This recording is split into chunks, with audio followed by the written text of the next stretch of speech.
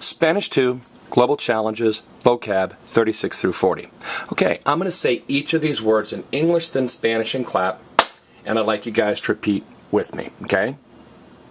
36, poverty, pobreza. Poverty, pobreza. 37, prejudice, prejuicio. Prejudice, prejuicio.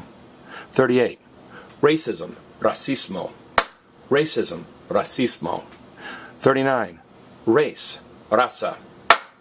Race, raza. 40, the natural resources, los recursos naturales. Natural resources, los recursos naturales. Now, we've talked before about pobre means poor. It can mean lack of money, like, oh, she's homeless because she's very poor. Pobre. It could also mean unfortunate. Oh, that poor little girl dropped her ice cream cone. So pobre is poor. So pobreza is poverty. Now, in most countries, it's really easy to slip into poverty. Let's say you have a terrible accident and you lose your job or you're disabled or something. It's hard to get rich, but it's really easy to slip into poverty. Pobreza, poverty.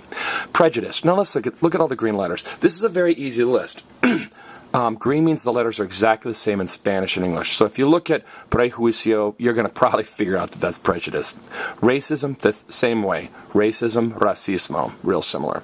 Now, if racism is racismo, raza is race, okay? It is the human race. It is the human. Notice how in English it's a C, but in Spanish it's a Z.